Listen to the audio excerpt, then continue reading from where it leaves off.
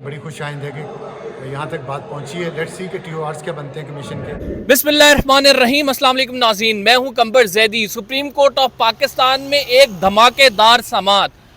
Justice काजी फाइज ईसा ने election commission PEMRA का बुरकस निकाल दिया, ये कहना गलत नहीं होगा। और आज की समाअत में अबसार आलम साहब जो कि सहाफ़ी हैं, चेयरमैन पैमरा रहे हैं, वो क्यों रोए अदालत के अंदर, उनकी आंखें पुरनम क्यों हुई, और साथ ये भी आपको बताएंगे कि जस्टिस काजी फाइज ईसा ने एक सवाल को 35 दफ़ा दोहराया। वो कौन था जिसने ये अपीलें फ़ाइल कराईं? क्या मामला जर्नल फैज़ की तरफ जाता दिखाई दे रहा है? बाकायदा बाज़ाब्ता तौर पे पहली कार्रवाई जर्नल फैज़ के ख़िलाफ़ कमीशन बनने के बाद शुरू हो जाएगी। क्या जर्नल फैज़ के ख़िलाफ़ गिरफ्त मजबूत होती जा रही है?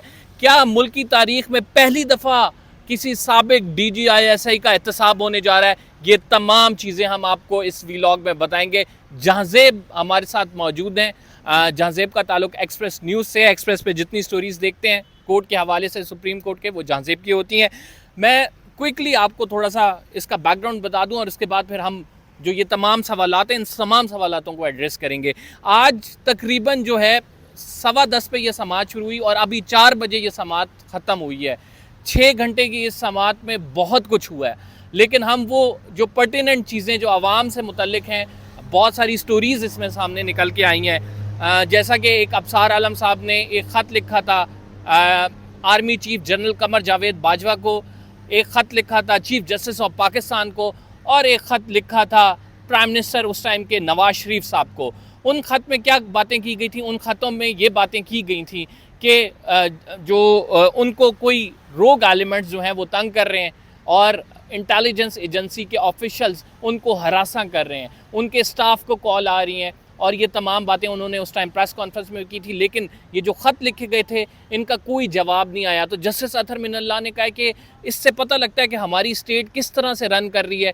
3 चीफ एग्जेक्टिव्स को ख़त लिखे गए जो सरबराह हैं अपने इदारे के, लेकिन किसी ने भी उसका कोई नोटिस नहीं लिया।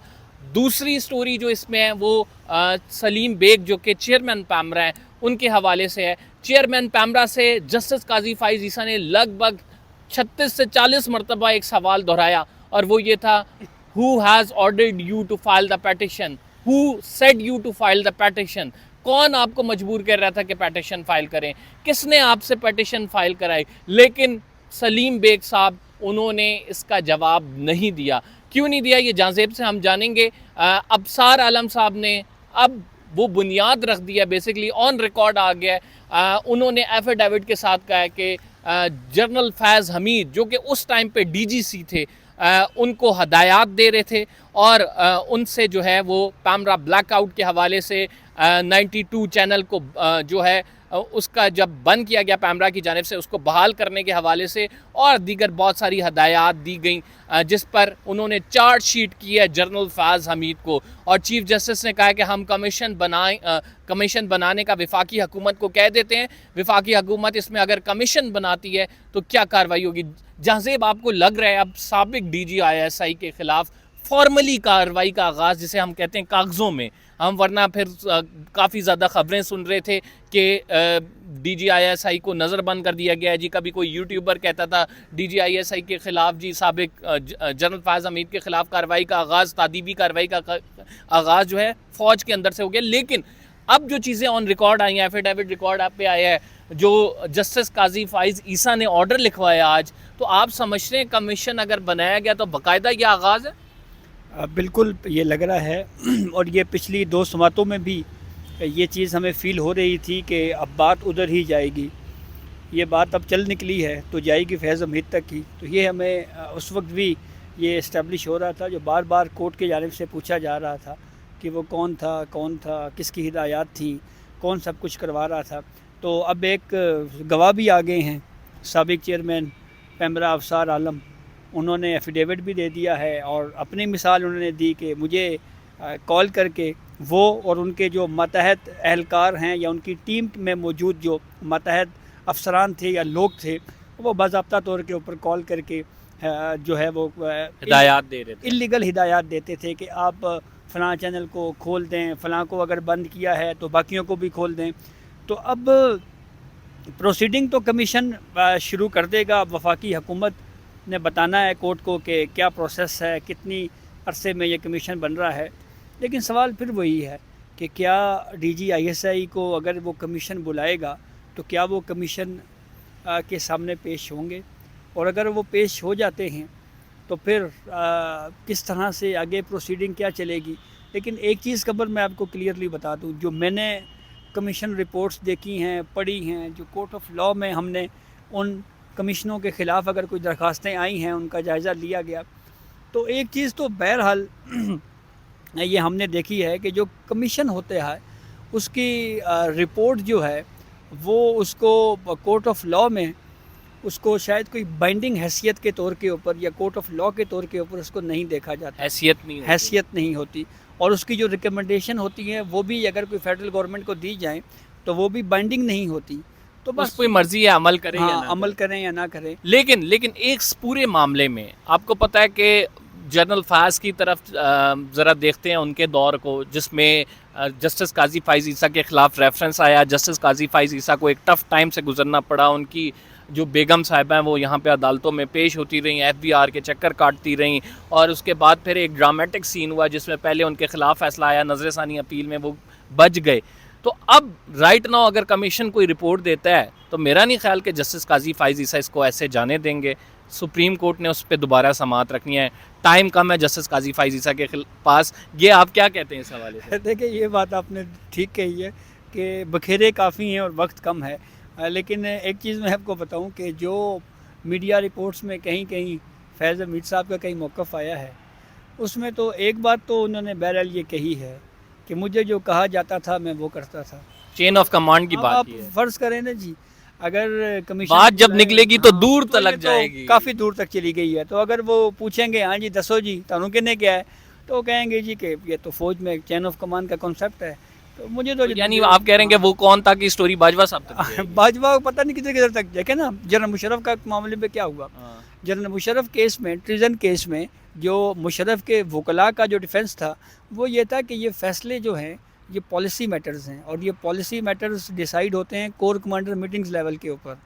तो अगर ये बात उधर चलेगी तो पता नहीं कौन कौन आएगा। तो ये ठीक है, खबरें शबरें मिल जाएंगी, चूरन तुसी भी बेच लोगे, हम भी विलोक शीलोक, लेकिन होना कुछ नहीं है। मेरे ख्याल में कुछ नहीं होना। इसमें साबिक DGISI का एहतसाब नहीं होना। भाई देखें, मुशर्रफ साहब वफ़ात पा गए तो उनकी जब डेड बॉडी पाकिस्तान आई ना, तो एक हमारे हाजिर सर्विस फ़ौजी साहब वहाँ पे खड़े थे। तो बतौर एक आम शहरी मुझे तो यही लगा कि यार वो तो अपनी लाशों के साथ भी खड़े होते हैं। अच्छा, अब एक और वाक़या सुन लें।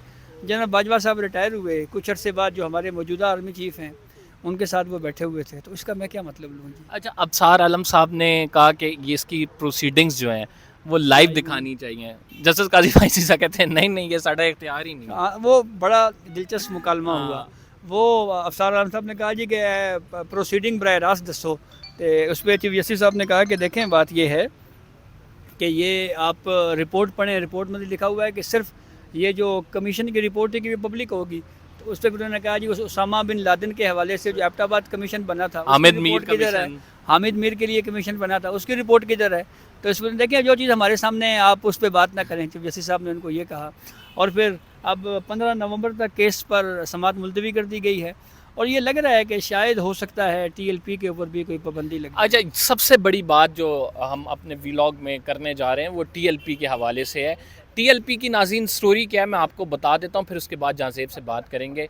TLP एक UAE से स्पॉन्सर्ड पार्टी इस time supreme court of Pakistan में उनकी नज़र में देखी जा रही है। उसकी वजूहात ये हैं कि UAE से रातों रात जो है वो पैसा आया, उसके बाद उस पैसे से पार्टी इस्ताब्लिश की गई और रातों रात इसकी रजिस्ट्रेशन हुई। और TLP के हवाले से जस्टिस काजी फ़ाइज़ ईसा ने सवालात उठाए कि इनको जो फंडिंग हो रही है वो गैर कानूनी तौर पे हो रही है। क्या पाकिस्तान में बैठा एक शख्स अमेरिका में पार्टी खोल सकता है? क्या वो उसके मुल्क के मफाद में होगी या नहीं? ये जस्टिस काजी फ़ाइज़ ईसा की जानिब से बातें की गई। अब TLP का आपने ये फ्रैक्शन, ये चीज़ अपने माइंड में रखनी है कि TLP राइट नाउ इंतखाबात से पहले एक बड़ी पोटेंशियल पार्टी है कि वो किसी भी बड़ी पार्टी का वोट बैंक तोड़ने की सलाहियत रखती है। तो इस सब को دیکھتے ہوئے جسٹس قاضی فائز عیسیٰ نے کہا کہ پہلے TLP کے حوالے سے جو آپ نے پروب کر کے اسکروٹنی کمیٹی نے دی ہے تو اس پر تو ویسے ہی اتنے اعتراضات اٹھ رہے ہیں. آپ نے چندہ یہاں پہ لکھا ہوا ہے, کسی نے 680 روپے دیے ہیں, کسی نے 660 روپے دیے ہیں, تو یہ کس طرح سے ہو گئے؟ کیا انہیں یہ نظر نہیں آیا کہ یہ فورن فنڈنگ سے بنی ہوئی ہے؟ اور 15 لاکھ روپے الیکشن کمیشن نے کہا کہ 15 لاکھ روپے انہیں باہر سے آئے ہیں, اور الیکشن کمیشن کہتا ہے یہ تو پینٹ ہے, تو یہ فورن فنڈنگ ہے فورن فنڈنگ ہے, لیکن یہ تو پینٹ ہے. تو جسٹس قاضی فائز عیسیٰ نے کہا کہ اگر یہ فورن فنڈنگ بھی آپ ایک جگہ سے ایکسیپٹ کر رہے ہیں اور پینٹ کہہ رہے ہیں, کیا مطلب ہے؟ 10 روپے بھی اگر آئے ہوں تو وہ فورن فنڈنگ ہوئی, تو وہ جسٹس اطہر من اللہ نے کہا. نہیں, قاضی صاحب نے کہا ہے کہ آپ یہ کہہ رہے ہیں کہ پینٹ ہیں, تو آپ کے خیال میں اگر مینگو ہوتے تو آپ نے اس کی اور پھر پینٹ کا بتایا بھی کہ جنرل ضیاء الحق نے یہ جو ہے ٹرم انٹروڈیوس کی تھی جب جمی کارٹر جو ہے یہاں پر آئے تھے, اور انہوں نے امریکہ نے ہمیں امداد دی تھی, ہم سوویت یونین کی جنگ لڑ رہے تھے, تو اس پر جنرل ضیاء نے کہا کہ یہ تو مال تھوڑا ہے, پینٹ ہے. اور اس ٹائم انہوں نے کہا کہ پینٹس کے فارم تھے جمی کارٹر کے, تو اس ٹائم یہ ٹرم انٹروڈیوس ہوئی تھی.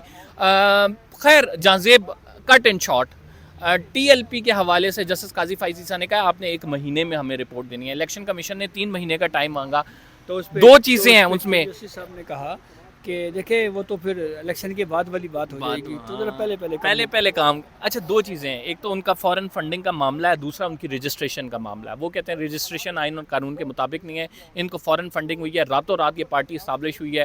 Justice Qazi Faez Isa in other words یہ کہنا چاہ رہے تھے کہ اسٹیبلشمنٹ نے یہ اسٹیبلش کی ہے. بالکل, وہ شاید انہوں نے کہا تو نہیں ہے, لیکن وہ چیزیں جو ہمیں پتہ ہیں کہ راتوں رات جس طرح پارٹی بن گئی کہ ایک ہی دن درخواست آئی اور پھر وہ سب کچھ ہو گیا, تو اس کے اوپر بہرحال آوازیں تو اسی طرف جاتی ہیں. دیکھیں نا TLP کے پیچھے پھر کون تھا؟ جو فیض آباد دھرنا میں جو کچھ ہوا, اور بالخصوص جب نون لیگ نے اس وقت یہ اپنی غلطی تسلیم کر لی کہ ہم نے وہ قانون تبدیل کر کے غلط کیا, تو پھر جب اس غلطی کو سدھارا گیا اس کے باوجود بھی وہ بیٹھے رہے. تو یہی آج کورٹ نے بھی کہا ہے کہ اس کے باوجود وہ بیٹھے رہے, تو اس کا مطلب یہ ہوا کہ وہ پیچھے سے کہیں سے کوئی ڈوریں ہلا رہے تھے. تو اب اس صورتحال. اچھا ایک اور چیز اب ڈسکس ہی نہیں کی, وہ جو چلا شیخ رشید صاحب کو نوٹس ہو گیا ناظرین اس پیٹیشن میں, اور جسٹس اطہر من اللہ نے کہا ہے کہ وہ چلا کاٹ کے آ چکے. وہ اس کا بیک گراؤنڈ یہ ہے کہ ایڈوکیٹ آن ریکارڈ نے کہا جی کہ وہ ریویو واپس لینا چاہتے ہیں. چیف جسٹس نے کہا جی کہ آپ ایک طرف کہہ رہے ہیں کہ میرا رابطہ نہیں ہو رہا, ایک طرف کہہ رہے ہیں ریویو واپس ہونے کا. نہیں جی, میں نے بڑی کوشش کی, میرا ان سے رابطہ نہیں ہوا. تو پھر جسٹس اطہر من اللہ نے کہا کہ دیکھیں وہ پبلکلی تو یہ ان کا انٹرویو یا وہ چیزیں سامنے آئی ہیں کہ وہ چلا کاٹ کے واپس آ گئے ہیں, تو یہ اس طرح سے وہ چلے کا ذکر بھی ہوا تھا. بالکل چلے کا ذکر بھی ہوا تھا. ابصار عالم صاحب جو ہیں وہ بھری عدالت میں ان کی آنکھیں پر نم ہو گئیں. وہ غالباً میں ان کے ساتھ ہی بیٹھا تھا تو وہ رونا شروع ہو گئے. وہ جب جسٹس اطہر من اللہ کی جانب سے اسٹیٹمنٹ دی گئی کہ آپ نے ایک بڑا بہادر قدم اٹھایا ہے, یہ جو دلیری ہے آپ نے دکھائی ہے, اور آپ نے جو خط لکھے ہیں اس سے بظاہر یہ لگتا ہے کہ پوری اسٹیٹ فنکشنری اس کو رسپونڈ نہیں کر رہی تھی, اور ایٹ لیسٹ کسی نے تو یہ قدم اٹھایا کہ آ کے نام لیا ہے. اور پھر وہ سلیم بیگ صاحب سے جب پوچھ رہے تھے چیئرمین پیمرا سے کہ کون تھا بھائی دسو, سلیم بیگ صاحب کے بارے وہ کافی کنفیوز تھے, اور ان کے بارے میں لکھوایا ہے چیف جسٹس نے آرڈر میں کہ ایسا لگ رہا ہے کہ بظاہر آپ کسی کے ہاتھوں میں کٹ پتلی بنے ہوئے تھے. ایگزیکٹ ورڈ اگر اردو کا نکالیں تو یہ کہے جی کہ آپ کا کردار ایک کٹ پتلی کا تھا, اور آپ نے جو ریویو فائل کیا ہے فیض آباد دھرنا ریویو میں, وہ ایک کٹ پتلی کے طور کے اوپر دی. آپ کی ڈوریں کسی نے ہلائیں اور بطور کٹ پتلی آپ نے آ کے سپریم کورٹ میں ریویو فائل کر دیا. یہ آرڈر میں لکھوایا گیا ہے. اچھا سلیم بیگ صاحب سے صحافیوں نے بھی سوال کیا, وہ کچھ بول نہیں رہے تھے. ایٹ لیسٹ ایک بیوروکریٹک نیچر کے بھی بندے کو ایٹ لیسٹ اتنا ہونا چاہیے کہ وہ ڈیفینڈ کرے وہاں پہ کچھ نہ کچھ. درست کہہ رہے ہیں, یہ بھی آپ کی بات ہے کہ وہ اس کو ڈیفینڈ کرنا چاہیے, لیکن جس طرح سے کورٹ کی جانب سے سوال کیا وہ بھی بڑا انہوں نے چیف صاحب نے کہا جی کہ آپ کی جو ربر سٹیمپ ہے اس کے اوپر لفظ آپ کا نام کیا ہے سلیم, انہوں نے کہا سلیم, کہتے بیگ تو لکھا میں نہیں, میرا پورا نام محمد سلیم بیگ ہے. انہوں نے کہا سٹیمپ پہ محمد سلیم لکھا ہوا, لفظ بیگ کدھر گیا؟ وہ بھی بیگ بھی لکھوا لیتے ربر سٹیمپ پہ. پہلے بتایا آپ بیگ ہے یا نہیں, انہوں نے کہا بیگ ہوں, تو آپ نے نام کیوں نہیں لکھوایا بیگ؟ لیکن ایک جو جسٹس قاضی فائز عیسیٰ بات کر رہے تھے, انہوں نے کہا کہ truth will set you free, اور سلیم صاحب ہم دونوں اس ایج میں ہیں کہ ہم کبھی بھی جا سکتے ہیں. تو کیا پھنس رہے ہیں یار اس بات پہ, کیا ہو گیا یار؟ نہیں تو یہ کہانی ہے. नाज़रीन, ये तो ऑन लाइटर नोट वैसे ये कहा है जहाँ ज़ेब ने मुझे भी इस पे कंफ्यूज कर दिया कि उनकी जानिब से कहा गया कि हम इस स्टेज पे हम कभी भी जा सकते हैं, तो लिहाजा आप सच बोलें। सच बोलने के हवाले से उन्होंने कहा कि देखें, आप अगर सच बोलेंगे तो ये आपको बड़ी आसानी कर देगा। अगर आप झूठ बोलते रहे तो आपको एक झूठ के लिए बाकी झूठ का सहारा लेना पड़ेगा। तो जस्टिस काजी फाइज ईसा बड़े क्लियर थे इस हवाले से। वो ये कह रहे थे कि साइमल कमीशन का काम ये है कि उसने ये देखना है कि साइमल्टेनियसली इतनी जो पैटिशंस आई हैं ये किसकी हदायत पे आई हैं, कौन गाइड कर रहा था, और इस पर अबसार आलम साहब ने नाम ले लिया कि जनरल फैज़ की जानिब से ये मामला हो रहा है कि जो कमीशन बनाया जाएगा जिसमें अब सुप्रीम कोर्ट ने ऑर्डर भी कर दिए हैं, इसमें आपसे भी कैटेगोरिकली पूछा गया कि आप उन लोगों के जिसका एफिडेविट दिया है जनरल फैज़ का नाम लेंगे। बाज़ाब्ता कार्रवाई का आगाज़ इसके बाद से हो जाएगा, और अगर फैज़ साहब नहीं अपेयर होते तो कॉन्सिक्वेंसेस हैं फिर उसके। तो उसका तो कानून को पता होगा क्या कॉन्सिक्वेंसेस है, मैं तो इस पर कुछ नहीं कह सकता। लेकिन बड़ी खुश आइंद है कि यहाँ तक बात पहुँची है। लेट्स सी कि TORs क्या बनते हैं कमीशन के, और क्या वो अगली जो हेयरिंग है 15 नवंबर को उस पर क्या फ़ाइनल फैसला आता है। सर, आपने अपील की लाइव कवरेज के हवाले से जी, तो लाइव कवरेज के हवाले से आप अपनी गुजारिशात अटॉर्नी जनरल को देंगे? जी बिल्कुल, मैंने उन्हें ज़बानी अभी कह दिया 2 दफ़ा, मैं उन्हें लिख के भी दूंगा, क्योंकि इसकी ज़रूरत इसलिए है कि सुप्रीम कोर्ट का मुअज़्ज़ज़ बेंच, फुल बेंच खुद ये प्रेसिडेंट सेट कर चुका है। तो इतनी अच्छी मिसाल कायम की गई है जिससे लोगों तक सच जो है बग़ैर किसी मिलावट के पहुँचा है। तो मेरी ये दरख्वास्त है और मेरी ये तजवीज़ है और मेरा ये मुतालबा है कि उस कमीशन को भी लाइव कवरेज की इजाज़त दी जाए TV कवरेज पे, ताकि लोग सच देखें। मुझ पे जिरा हो लोग वो भी देखें, मैं किसी पे जिरा करूँ लोग वो भी देखें, और लोगों को सच्चाई पता चले। कम से कम ये तो होना चाहिए ना। सर, इन सब के जो कुछ आप प्रोसीड करने जा रहे हैं, आप पे कोई प्रेशर राइट नाउ है इस हवाले से? मुझ पर कोई प्रेशर नहीं, मुझ पर कोई प्रेशर नहीं। मैं अपनी ज़मीर की आवाज़ पे और अल्लाह के बताए हुए रास्ते पे चल रहा हूँ।